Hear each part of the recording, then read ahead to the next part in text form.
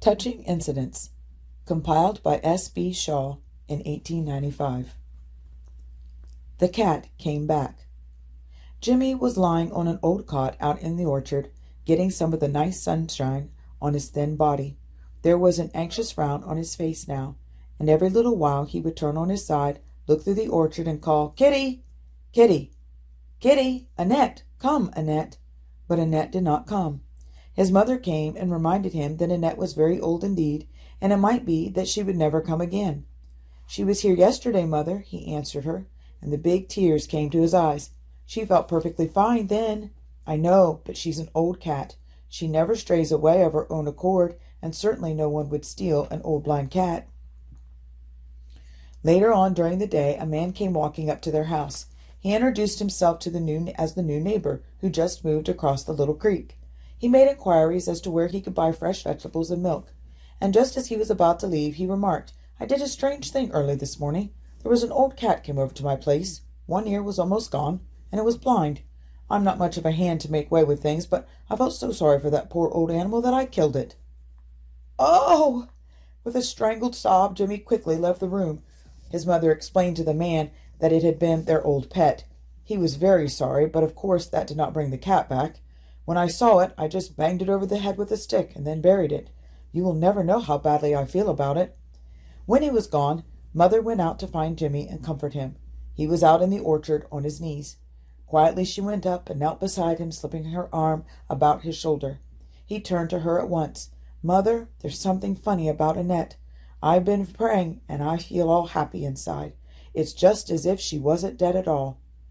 "What would we ever do without our comforter, son?" she said. "He does help us to bear our burdens in a wonderful way. I'll say he does. This morning I felt so bad I didn't know what to do, and then when that man said he had killed Annette, I thought I could just not stand it. And here I am, happy as anything again, and just because I took it all to Jesus. I think Annette is all right now." "She was very old, son. It wouldn't have been much longer anyway." Why, Jimmy?" But Jimmy was running swiftly across the field toward an old blind cat that was staggering in his direction. Apparently the new neighbor had only stunned the cat, and she had dug her way out of the shallow hole and come home again.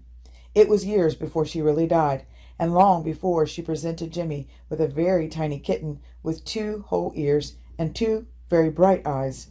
This story may sound strange to you, so perhaps I had better add that it is really true. Mary M. Naylor. Touching Incidents, compiled by S.B. Shaw in 1895. Triumphant Death of a Little Child. Some years ago, we knew a brother and sister G, who told of the remarkable experience of their little girl, only 7 years old, who had a short time ago gone home to heaven. The parents were devoted Christians who had taught their children to love and honor God. During little Ella's illness, she had manifested wonderful patience and told of her love for Jesus. The morning she died, she called her papa and mama to her side and said, "I have been in heaven all night. My room is full of angels, and Jesus is here. I'm going to heaven." Then she asked them to promise to meet her there. As soon as they could control their feelings, they made her the promise. Then she kissed them and called for her little brother and sister and other friends. She talked with each one in turn, telling them in substance the same she had told her papa and mama, asking each one to make her the same promise, and kissing each one goodbye. That was a touching scene. Those who were there said it seemed more like heaven than earth to be in her presence. In the midst of many tears, all promised her they would surely meet her in that bright and beautiful home to which she was going. Just before she died, she asked her mamma to dress her in white, and also to dress her doll in white and put it by her side in the coffin. Then she folded her own little hands and closed her eyes and said, "Jesus is calling me, and I must go now. Goodbye." And she was gone. Little Ella's death was glorious, and she is not the only one that has left us such a bright, joyous testimony. We have ourselves known of many children, and older ones, who had quite similar experiences. And although we may not all see, before we die, all that Ella saw, if we love Jesus and do what he asks us to, he will surely fulfill to each one of us his promise. Editor.